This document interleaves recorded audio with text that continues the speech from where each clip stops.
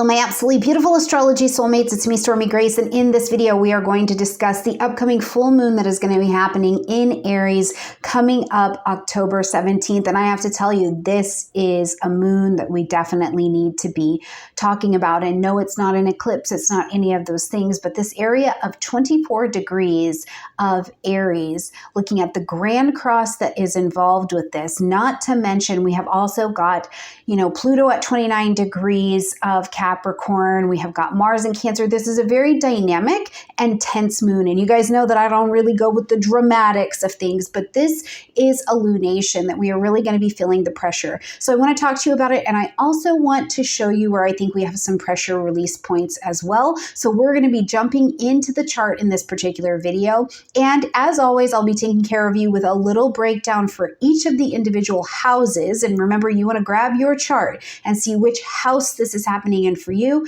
I'll put a link to that in the description box down below.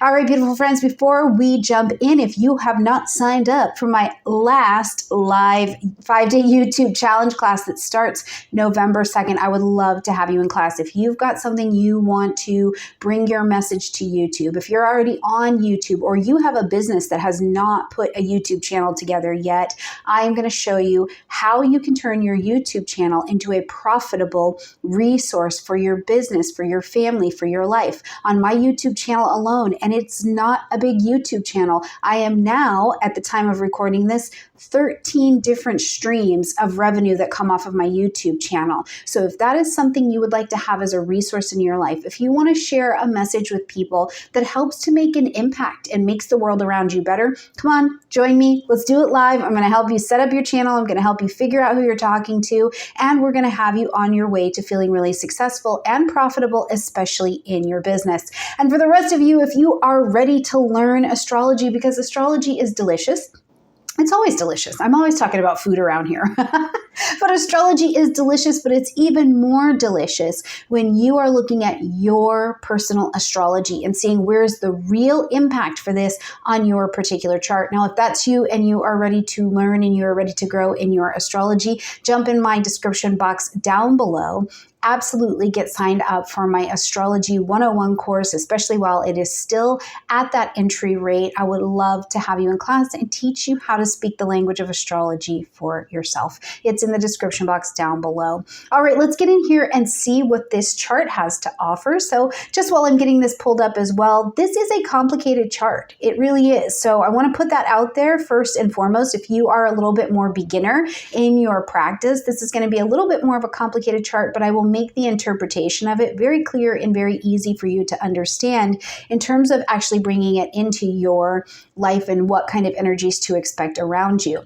Now, if you do need more help with it, this is the kind of chart, this is the kind of energy, especially tracking forward and back to the patterns we've already seen before, that if you need some help untangling this is where you're going to want to either be an astrologer or see an astrologer to really see how this is specifically playing out in your own chart. And I've got that for you in the description box down below as well, if you'd like to sit with me and we can talk about what is going on in your life and how to navigate through it.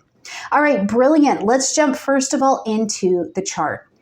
Okay, so what we can see here is that we've got the full moon happening in Aries. Again, this is happening on October 17th, of course, 2024. Now, the time, in case you want to pull the chart for yourself or you just want to have it in your possession, is going to be at 7:26 a.m. and that is based on New York time, okay? So what we can see here in the chart, first of all, is that the aspect that makes this the full moon is that the sun and the moon are opposing each other. They're on opposite sides, which you can see right here. We see the sun over here at 24 degrees of Libra, but we see the moon, which this is a lunation, so we're really focused on the position of the moon over here at 24 degrees and 35 minutes of Aries. Okay. I want to break this down piece by piece so that we can really get an idea of not only how to be astrologically fluent, but what this also means for you as well. So first and foremost, as we can see on the chart, in that opposition, what we're actually looking at is that when the sun and the moon are opposing each other, the luminaries are going in two different directions. So what it lights up for us is this dynamic between my needs and my wants. You know, we can feel like we're going in two different directions. I need this, I want this. My insides versus my outsides. In the dynamic polarity of Aries and Libra, what we are doing is we are going to be changing around relationships. This is a lunation that is going to change your relationships. It will change your relationships, okay? Because in Aries and Libra, we're dealing with what's me and what's the we. And this is the most me and we dynamic that we have going in astrology. So in this particular opposition, it's telling us right here, just with this particular aspect, that this is a time to reflect on, first of all, not only the me and the we, but how well you balance your individual needs with those that you're in partnership with. Right? Because we have this sun in Libra that focuses on those relationships, the relationship dynamics. It's more of that we piece. I want balance. I want harmony. While the moon is over in Aries, having this emotional experience, emphasizing I need independence. I need assertion. These are my personal desires. So as those two are opposing each other, the full moon actually offers us an opportunity, not just for the heightened emotions that come up, because the full moon will bring heightened emotions, you know? Think about it like this. When we're at a full moon, it's the light, it's all the light that we're going to have in the sky for the month, right? It is all the lights are on. So if you walk into a room and all the lights are on, you can see everything that's in there, right? So you're emotionally responsive. The full moon is in and of itself a really powerful configuration because it lets you see the spotlight on everything. And the spotlight here is going to be on individuality and where you have to have the courage to assert yourself, to move towards that independence, right? But it's emotionally heightened on an individual level as this is happening. But where it does offer us an opportunity to be successful and to take a little bit of the heat out of just this aspect alone is to remember that, first of all, because it's emotionally exciting and emotionally heightening, it can spark. This is Aries, it's fire, it sparks a really powerful need for us to assert our autonomy or to take control of a situation. Or if you've been holding back on something and you've needed to take some action on it and you haven't, you know, maybe you've been afraid, maybe you've been doubting yourself, maybe there were external pressures that were holding you back from it. This full moon is going to put you in a position to internally, at an emotional level, challenge you to step up and go. Aries, move like fire, spark you forward. Now, I want to just pause right here in this particular aspect for just a minute, because I want to talk all about reclaiming your personal power, which is what I think this full moon gives us an opportunity to do amidst all the tension, but it doesn't happen alone.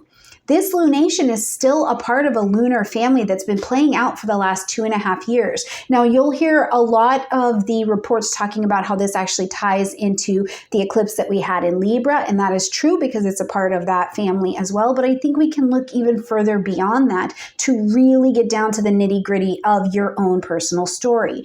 So I want you to go back to April 20th of 2023. And this is when we had the new moon, and it was an eclipse, and it was happening at 29 degrees of Aries, okay? So a cycle was beginning, but it was eclipsed. You were being eclipsed as it was happening. So this particular new moon was literally telling you, you are not in control of your identity. You are not in control of your personal part of there. There is some piece of you that needs to step up with some kind of assertion. And we've been moving towards it, right? And remember, we haven't even included the rest of the aspects yet, so just stay with me. We're going to get to them. But we had the cycle beginning right there. So I mean it. Go pull up your Google. Go pull up your notebooks. Go pull up your gym log. What were you doing April 20th of 2023? Because the cycle began then. Now we come forward to January 18th of 2024, and we've got a moon, a first quarter moon, happening at 27 degrees of Aries. So these things that you were trying to begin here in April of 2023, those seeds were planted, okay? The new energy's coming in, but it's kind of dark. You weren't super clear on it. By January of 2024, you were in action. You were moving. You were taking steps. The universe was ripping, and I really mean that. It was ripping and tearing things out of your life. People, places, things, old ideas, resources were being snatched out of your life at a speed that is so rapid, it's like it was blowing your eyelashes back, right? Now, hopefully, what you did is, first of all, keep your hands in the bucket, right? You keep your hands in the boat. When we're at a first quarter moon, you do not reach out for what the universe is taking away, because that's the universe doing the heavy lifting. It's weeding your garden so that you have the best produce from what you planted at that new moon. So let the universe do the heavy lifting and weed that garden. Now, your job from January until now was going to be a builder. Right? In the first quarter energy, we're builders. You are building towards the future that you would like to have. You were building your identity. You were building towards reclaiming your personal identity, asserting yourself where you need to, making a name for yourself in some way. So now, as we come to this October 17th point, and we've got this full moon at 24 degrees of Aries, this is where, first of all, before we freak out around the tensions that are in this really challenging moon, I think, I want you to celebrate. I want you to take a minute to celebrate, because a full moon is always a time where all the lights are in the room for you to take a minute and celebrate. What did you build? What do you know today? How do you know yourself differently? How have you been able to step into your power, to your assertion, to your own authority? And you have done it. This is not a like you're still working on it, right? Like, I want you to celebrate what is that has come to light around how you do you, how you own your own shit when you're engaged with other people in relationships, how you stop blaming the other party for things and you went, now hold on, what is my part in this scenario? Because I can't do anything to get them free, but I can look at how I get free. And I can also look at how the way I move and I'm engaging either brings harmony or confusion to the relations and relation spaces that I am in. This is a wonderful moment too. Before we get into the tension, I want you to remember in your full moon ceremony to celebrate, because you have built something. It has been successful.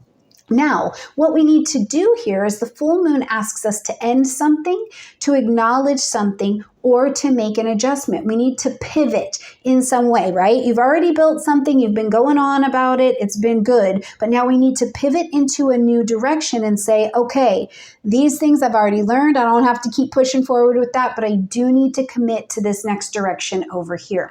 Now, just for reference as well, and we will talk about this in 2025, but we're going to see that the last quarter, the ending to this 2-year cycle that you've been working on, and this October moon is the pivot point, because it is going to squeeze the truth out of you, right? And that's good news, okay? But the July 18th of 2025 last quarter moon, which will be at just 25 degrees of Aries, is going to be where you wrap up and you bring this 2.5-year cycle to a completion. Right? It will be it's time to receive those rewards, the fruit of your loins, the fruit of your blessings, your labors. You are really picking that up, and it's not something that you're still learning. It's something that's in the bag now at this particular point. So I wanted you to see the lunar family so that you kind of have an idea in your own astrology how you can go back and pattern track and even see where these lessons were coming up. Now, again, I want to point to you, while we're just looking at the sun and the moon opposition here, that is what makes the full moon. And this one is about reclaiming your personal power. It is reclaiming your personal power. Now, there may be situations in your life where you feel like you've been compromising too much, or you've been sacrificing your desire for the sake of other people, especially with that sun in Libra. And that sun is also, if you can see it here, it is conjunct Juno, which we'll talk about that aspect as well. But that would definitely put you in a position where you're pulling more and more towards committing to the relationships. And hopefully it is in a healthy and balanced way.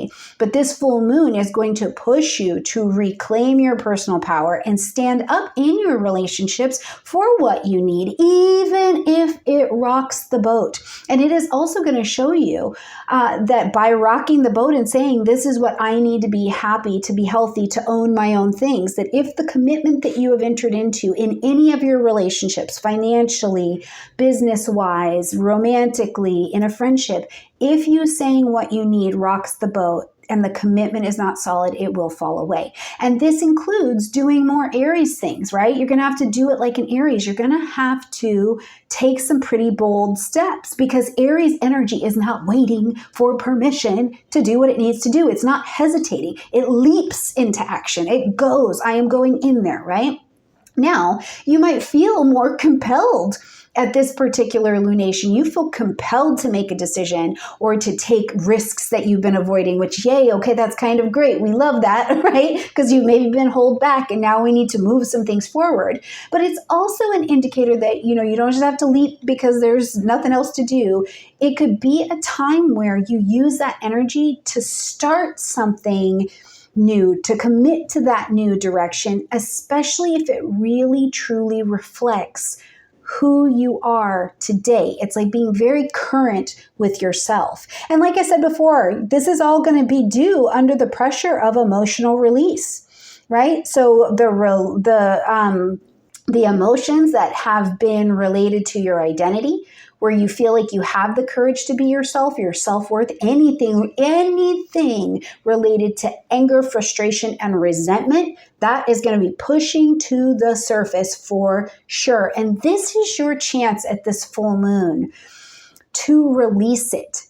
Now, to release those pent-up feelings and move forward with greater clarity and courage. And I love that. I want that for you. And it's also a great opportunity of a mixed bag where that resentment can come pouring out and it literally seeps poison onto those around you. So this is something that we want to be mindful during this particular lunation. Okay, let's move on to some of the other aspects that we see here because we've got a whole story to be covering.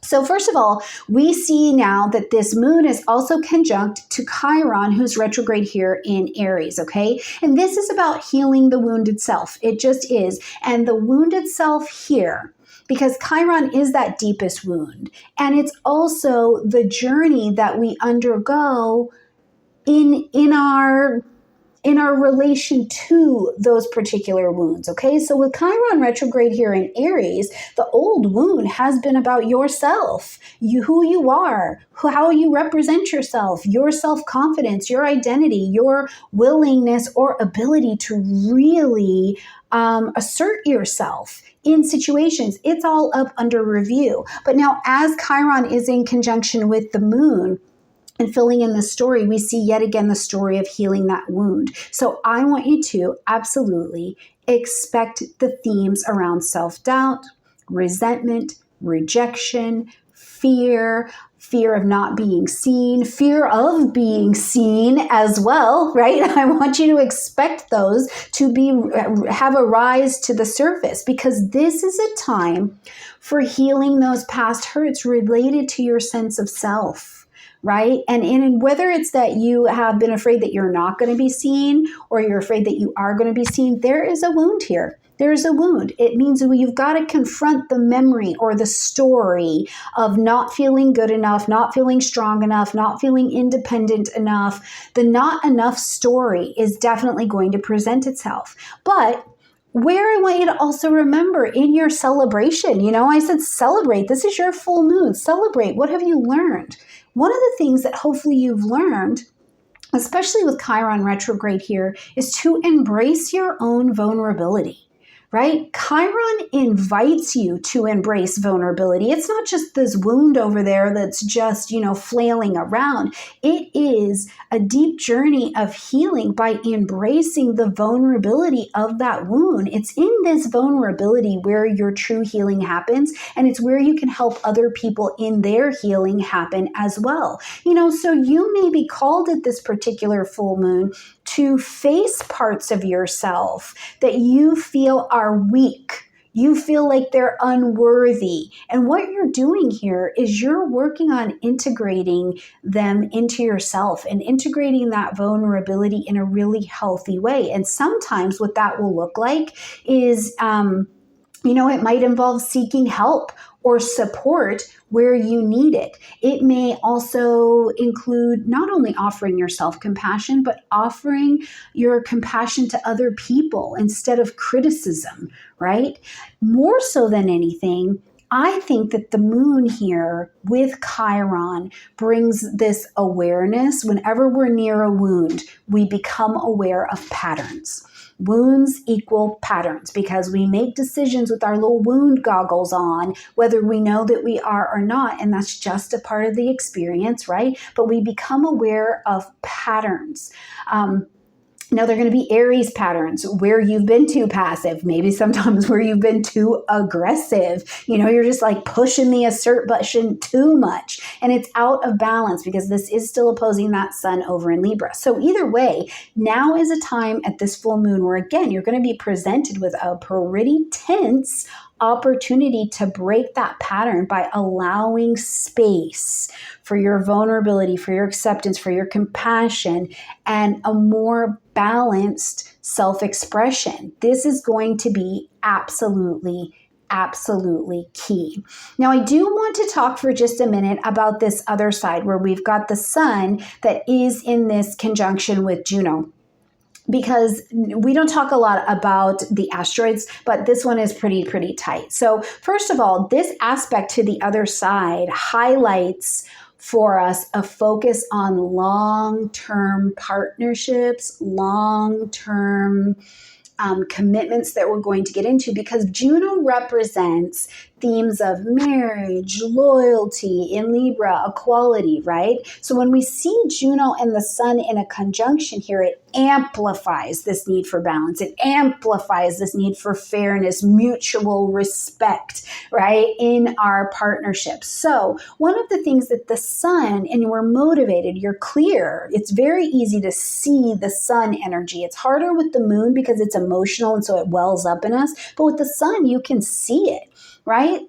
There's this emphasis here for you on what you need to do to create balance and fairness in your relationships, So the sun with Juno here could be a time where you're reflecting on, is my partnership or is my relation to this person, place, or thing, is it healthy?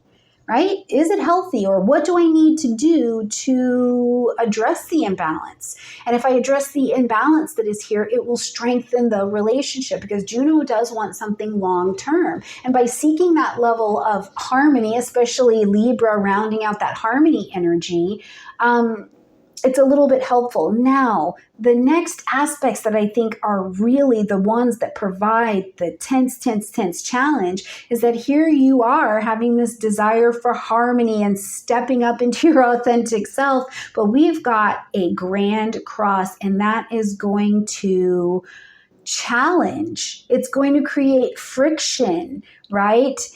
Between your personal identity and your relationships, and how do we work with those. So let's talk about this grand cross that we can see at work right here in this chart. See this grand cross, which first of all, if you see, it makes this box, okay? So it's just like a really big square.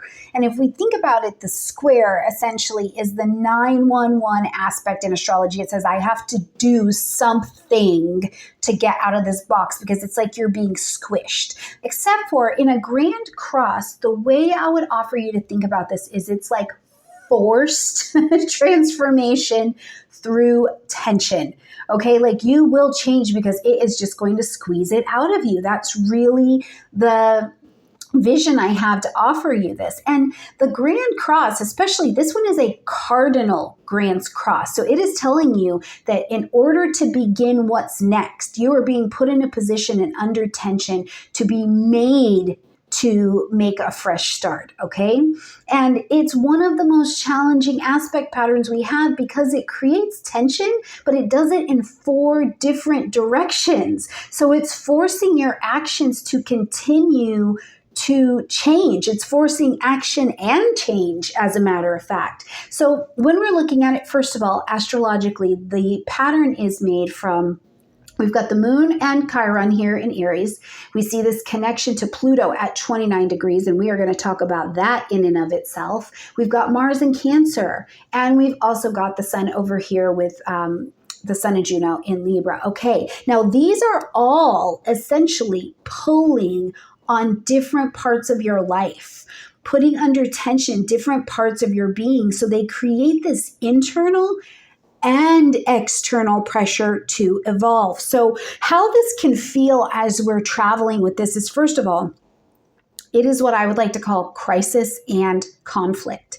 Okay. And I know that this sounds heavy, and I don't bring you guys a ton of the heaviness, but we need to talk about the heaviness because the beauty goes with it. But there is some crisis and conflict that gets presented here. And that Grand Cross can feel like being pulled in, like I said, all four different directions. So you have this sense of inner conflict, and it's like, oh my God. And because you're feeling like there's internal conflict or a bit of chaos, it's this external crisis. Like you don't know what to do. It's almost like being backed into a corner, and no matter which direction you turn, especially with that 29 degrees Pluto, you're not able to necessarily just get away from the pain or just get away from the situation.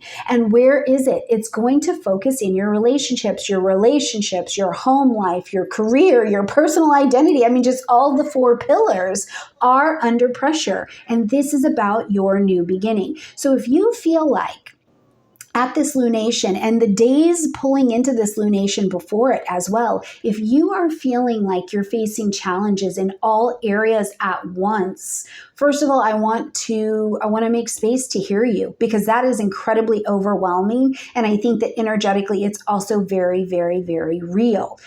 The next thing I want you to remember that this Grand Cross actually can bring as a gift is, I say it all the time, the breakdowns that lead to the breakthroughs, right? In order to start something, we need to end something else. So this tension can actually result in this breakdown that comes from being like, I'm in too many different directions, but they're necessary. We have to have them for the breakthrough. So if you have been clinging to, especially Pluto at 29 degrees of Capricorn, my beautiful friends, if you have been clinging to an outdated set of ideals, if you have been clinging to an outdated structure, because Capricorn is an earth energy and it works in the material plane. So literally, if you have not let go of a structure that is sick, it is dying, it is outdated, then this is the moment where you start to see them crumble.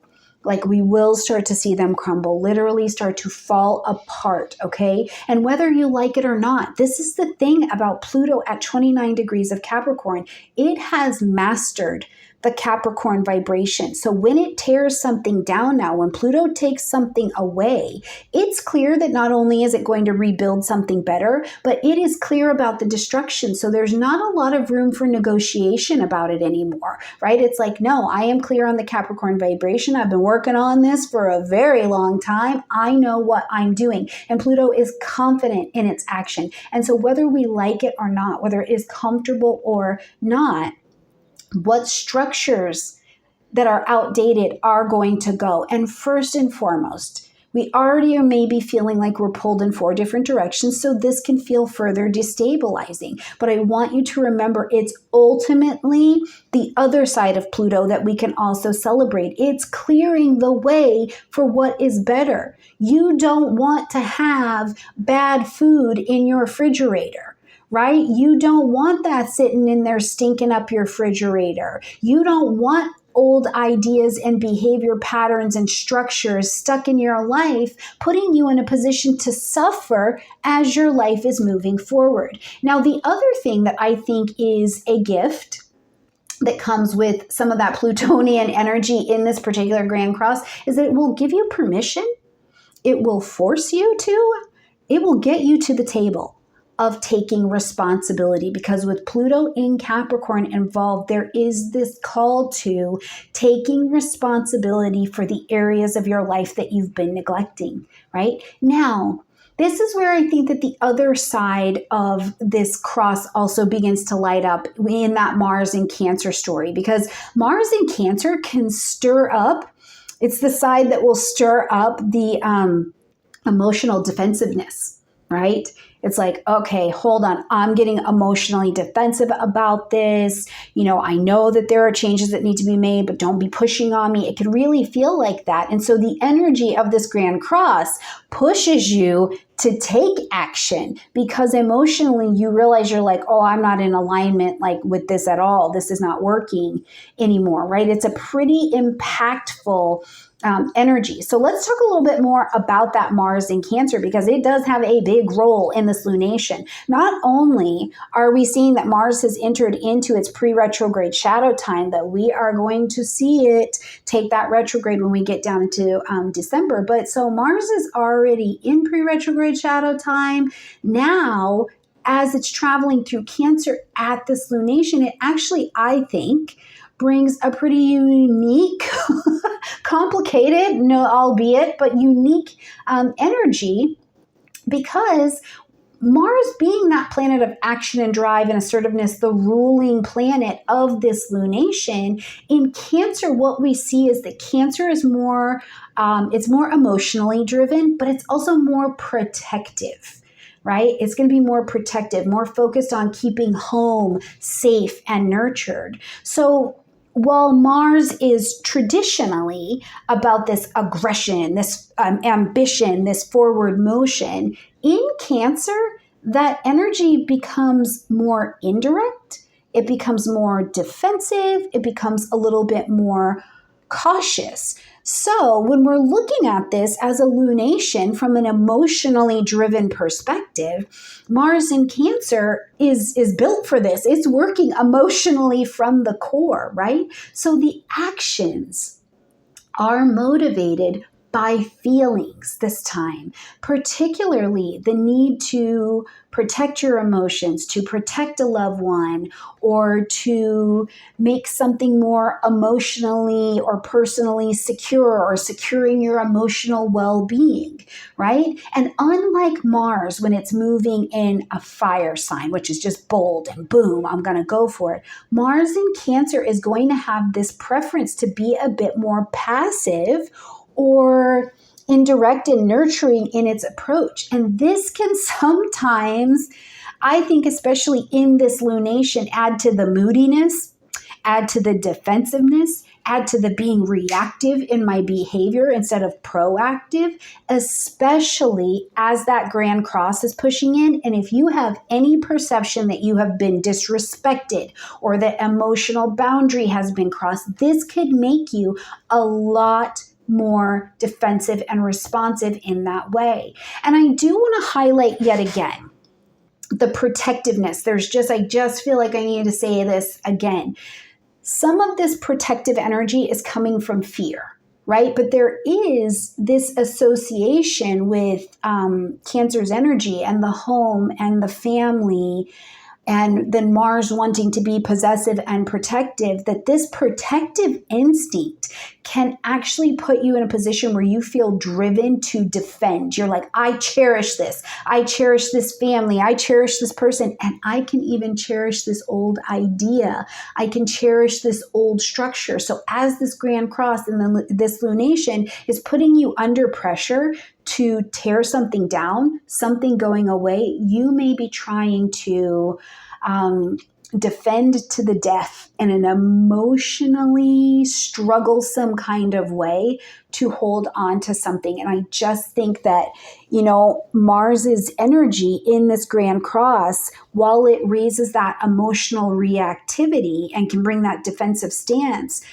where it can also be useful is that if you remember that Mars in Cancer, instead of being this dominating energy, it has what I like to call soft power, right? It can bring that nurturing and protective energy in a way where you can consider not only your emotional boundaries, but remember the sun is still in Libra, the emotional boundaries of others. Where can you, at this lunation, take proactive, protective, emotional leadership in your own life and in the relationships that you are in a dynamic with, right? This energy can actually help you if you come at Mars from that perspective in managing the tension that's coming from that Grand Cross, because it's going to put you in a mind frame where you're going to be like, okay, I need to offer nurturing support where it's needed instead of just taking my spear and poking something to death. Not only that, used in a powerfully profound and proactive way, you can channel your emotions into positive action, right? Because with awareness, Mars and Cancer energy can be constructively channeled. Instead of responding defensively, or, maybe you have the first initial response is defensive and then you go, hold on, let me celebrate the spirituality of my second response. This placement can help you take an emotionally grounded action, especially in situations that call for resolving something with home, family, security, something like that. It's about acting from a place of care and proactiveness instead of simply reactiveness. So I want to just say that I think that Mars in Cancer, while also putting its influence dynamically into this lunation, is going to bring an emotional depth to this full moon's energy that will make you, again, take action. It's going to require that you do something about it. Now, we also have a little bit of outlet here, because I do want to talk about that Grand Cross is going to have our attention. It is absolutely going to have our attention. So where do we also have a little bit of support to take a deep breath and get some help? Now, first of all, we've got Chiron, who is this moon Chiron dance that's happening here. But Chiron specifically, though retrograde, is in a sextile to Jupiter and thus to a trine over here to the sun. So this is support. Okay, whenever there is a Grand Cross or a challenging square aspect, you always want to look for where is there a safe or an easy road to access some help. And a sextile absolutely will give you that, and a trine will make an opportunity. You just have to go to it. So Chiron's sextile to Jupiter here, and in this conversation, with the sun here, first of all, it does bring a supportive energy, but the support is around your healing and your personal growth, because Jupiter in this aspect is, yes, it's going to bring its optimism. Yes, it's going to bring its expansion and opportunities for learning. And I love that. And then the sun over in Libra being an air energy wants self-expression, but it wants to be expressed in the context of relationships. But I think that more than anything, this gives us a helper to this Grand Cross by being optimistic and willing to participate in healing. Chiron's sextile to Jupiter offers a signature to us that says, while the old wounds may/are, I think, going to resurface, there is an opportunity for healing and having a Jupiter, broader perspective, having learned more, brought more information, learned more from other people to the table. So you have the opportunity, I think, at this lunation to find that this is a time where, instead of having to be overcome by the overwhelming nature of this lunation, you can actually gain insights into your own healing journey, especially those issues around your identity, where you need to have more courage and confidence to stand up for yourself, your own self-worth. But the only way to do it is going to be to grow through the relationships, right? The most complicated thing I've ever done is other people. So Chiron here in that nice ease of opportunity conversation with the sun in Libra, and of course Juno over there, it does offer that chance for growth, but it has to come through the relationship. So it's almost this story at this lunation where you're put under so much pressure that you are looking at how healing yourself will likely reflect not only positively in your relationships, but may set a ball rolling so that all of your relationships get the healing that they need to the extent that the relationship will be healed, right? And there's a call here to remember exactly what I was saying at the beginning. Whenever we're dealing with the Aries-Libra axes, we have to listen and pick up that phone call and pay attention to where we are balancing our individual needs with the needs of others, because that is where we allow the space for mutual growth, mutual healing, and mutual respect to one another, okay? Now, there's one other aspect. I'm sorry, I just have to bring this in because it keeps catching my eye over here. So I just want to bring this in before we talk about the Venus aspect to Pluto, because we have to get into that as well. But it's this little disruptive energy, and it can feel like an itchy tag. We see that the sun is in a quincunx to Uranus, okay, over here in Taurus. And this is, again, I feel like this is more breakdown to break through, because it's disruptive change, but it requires that you make an adjustment. You're trying to like integrate these things, right? So there's sense like at this lunation, I think especially in a very material way, right? With your money, with your home, with your land, with your dollar, with the climate, with the weather, right? There's this sense of unexpected awkwardness around what disruption is going to present itself. And since Uranus is all about change, liberation, innovation, break out of the box, while it sits in a quincunx aspect,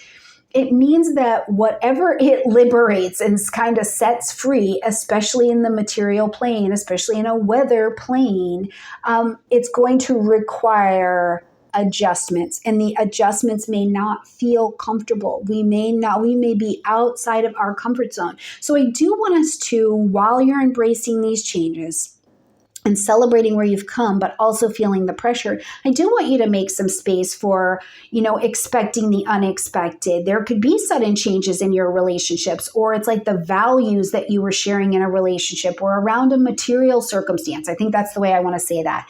The values you had around a material circumstance may require you to adjust quickly, right? And at the time of recording this, we know that we're seeing hurricanes, okay? And so I'm sending love to all of our soulmates who are involved in those experiences. And that has required some quick adjustment, right, to your material things. But the same can be true in our relationships, and it can be unsettling. I don't think that this is a moon wall where even though you're embracing it with a lot of optimism, it always feels the best. And it's really kind of that sick place that I hope we're not hanging out, where it's like you're demanding from life that you always feel the best. That's not the human experience. So while it can be unsettling, remember the adjustment is an opportunity to break free from limiting partners, outdating structures, and these kind of things. But just because you're doing it, it doesn't mean that you're doing it in your comfort zone. It means you are having to get outside of your comfort zone. And what happens when you get outside of your comfort zone and you learn something else that I think that this quincunx aspect, if you can integrate it, will help you with, is then you get to a new place and you can reevaluate stability. Right? Uranus in Taurus, when it's over here getting shaken up, poor thing, it shakes up what we think as stable and secure. What do we value as stable and security? So you may need to not only reassess your own value, but again, you may be put in a position where you are reevaluating your material things, your finances, your relationships, your finances in your relationships. And that Sun in Libra side, though, is going to still be, remember, it's all set to the tune of I am motivated to find some kind of balance here as well, okay? All right, last aspect I really want to get into, because we cannot leave it unspoken, we just cannot, is that we are also going to see that we've got Venus over here in this gorgeous, gorgeous conversation with Pluto. Now, Pluto is in position in this grand cross, so it is under pressure. It is uncomfortable. It's also at 29 degrees. So at a collective level, we are also experiencing these last stands of Pluto, making the changes it's going to make. But Venus here at 29 degrees and Pluto here at 29 degrees, these are the elders in a conversation. Venus has mastery over the Scorpio energy. Okay, and we see Pluto having mastery over this Capricorn energy. So as they are in sextile, which creates a pocket of opportunity, and we intelligently take action on that, what we see is that this aspect brings intensity, Scorpio, and 29 degrees, but wisdom of transformation to relationships and your values. Okay, Venus in Scorpio is demanding emotional depth. It is demanding honesty. It's like you get down to those causes and conditions and your motives. You get down to that hurt. You get down to that passion. You get down to that trauma. You get down there and tell the authentic truth about who you are, where you are, what you've been through, what you need. Remember, this is Venus traveling through a water sign, so this is emotionally. You're doing a little bit of digging, but also bringing that wisdom up. While Pluto in Capricorn adds that earth element of power, dynamic, and control, of course, but it's deepening. This sextile is about deepening the emotional bonds. You may feel a pull towards deeper, more meaningful connections. I don't want to have this conversation at the surface anymore. I need to go deeper. That surface level relationship won't cut it under this influence. So this can be a time under this sextile to get real about what you want in relationships. Get real about whether or not the current connections in your life, from business to finance to romance to sex to therapy to doctors to a relationship with yourself, your God, and your children, is what you need, and is it meeting your needs? Because if not, what is available is the opportunity for letting go of a power struggle, right? Let go of a power struggle. Release the power struggle in your relationships. You know, if you are finding under this pressure emotionally, the truth is being squeezed to the surface, and you've been trying to control a situation or a person, Venus and Pluto sextile is an invitation to transform your approach. Bring your vulnerability to the table and say, I'm afraid. If I'm not in control of everything, how is our relationship going to be okay? I'm afraid to not be in control of everything because it hits me at a level of emotional depth that I'm not sure I can trust you with, right? And that is not always a signal that who or whatever you are in partnership with is the issue. That's the thing we need to keep in mind, that being afraid of your own emotional depth, your trust issues, the lack of sharing vulnerability sometimes is the blockage on our own parts, right? So within this, I think that this particular aspect not only offers us, because it's still Venus as well, a transformation in a lot of different ways, but also the transformation in love, but also finance. We can't leave that out when we're talking about an earth sign and Venus. We just cannot leave it out. But again, it would come back to issues of trust, right? And, you know, like trust, control, manipulation, any of those things may come to the surface, especially in relationships that you are really, really very close to. And the issues must be faced for healing and transformation to occur. Financial matters have to be handled for transformation to occur. But this is Venus and Pluto. It's an opportunity for empowerment through confronting those deep-seated fears, through confronting those deep-seated trust issues, especially things that are about security and things that are about stability. So this is, my beautiful friends, an absolutely intense moon, right? And I've told you, I just am not about the extravagance of any aspect in astrology. I'm just not here with the extravagance about any of it. But I do think that whether it's on a personal or a collective energy, this lunation is, of course, pushing towards transformation. That's what is always going on when we're experiencing these lunations, right? But this particular lunation is also a really strong opportunity for all of us to, first of all, celebrate. And remember, we've done a lot of work in the Aries-Libra axes with the nodes traveling here, with the eclipses traveling here, right? Particularly around self-identity, particularly around, you know, how I regard and I value myself and how that plays into my relationships. What are my attachment styles? What did my childhood teach me about forming a true partnership with another human being or with another resource?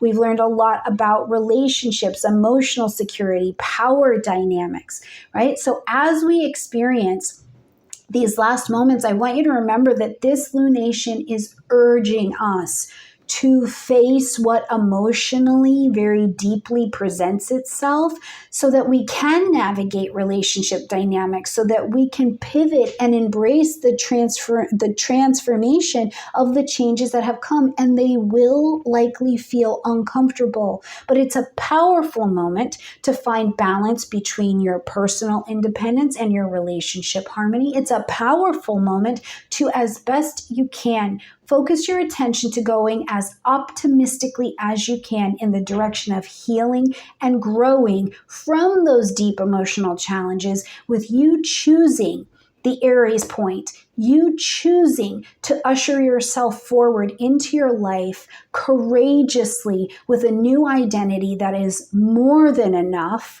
has seen that it is more than enough, and is willing to change to allow yourself to have the very best in your relationship life that is absolutely available to you.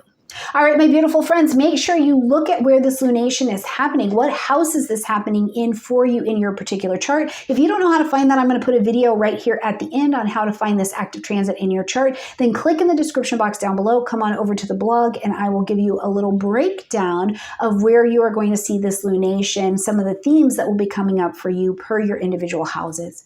All right, my beautiful friends, I love you a ton. Happy full moon to you. We will be talking about this again in the weekly horoscope as it comes out, but I want you to dig into this, sign up for the YouTube class. I love you. I am sending love to you no matter where you are in the world, no matter what you are experiencing in terms of ending.